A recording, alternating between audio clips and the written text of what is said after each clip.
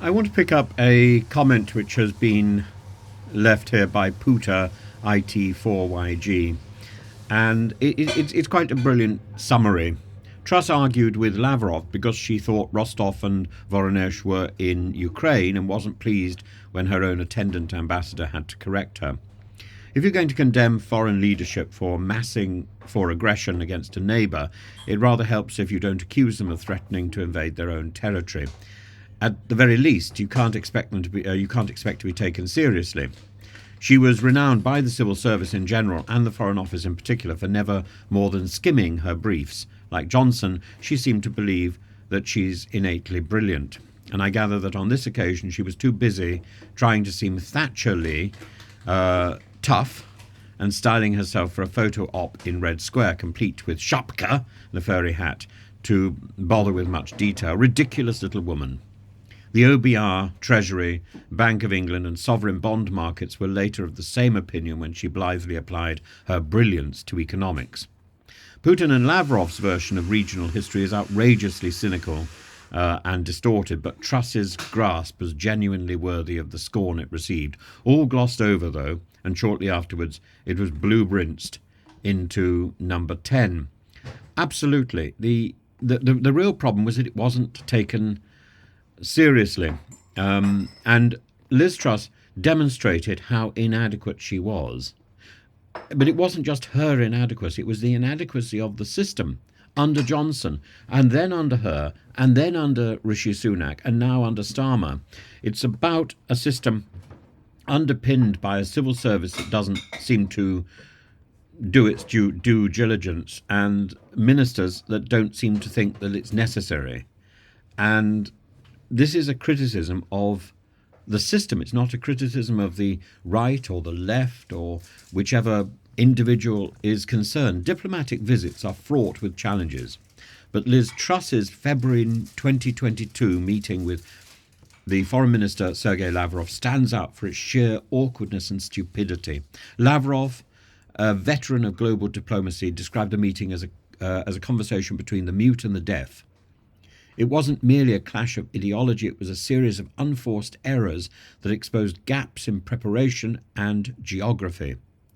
And Rostov-on-Don, that gaffe, in context and the broader implications for Russian UK diplomacy, I think kickstarts the war in Ukraine. And all the tensions over Ukraine. Truss's visit was meant to project British resolve against Russian aggression and meant to stop that aggression going further. The stakes were high. Russia had already amassed 100,000 troops along Ukraine's borders, and Western leaders were shuttling between Moscow and Kyiv to avert war. And Truss's mission was simple: to deliver a stern warning and show Britain's support for Ukraine and an effective measure of what Kemi Badenoch and Priti Patel would later on start talking about: deterrence. This is where deterrence should have been clearly employed, and it wasn't, because instead it was a gaffe.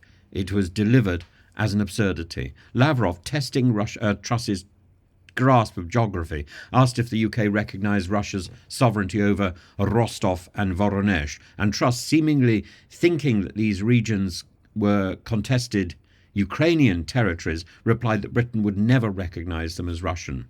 And the British ambassador, Deborah Bronnett, had to step in to clarify that actually these regions really are unequivocally Russian. And Truss later claimed that she misheard, but the damage was done. And Russian media seized on her error, painting her as uninformed, as stupid, which of course they were quite right to do.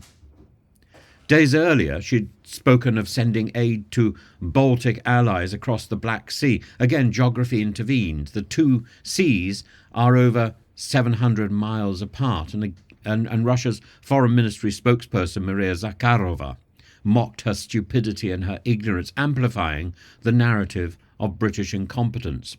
And her posing in the fur hat in Red Square, channeling Margaret Thatcher, the image was derided as theatrical rather than something of substance.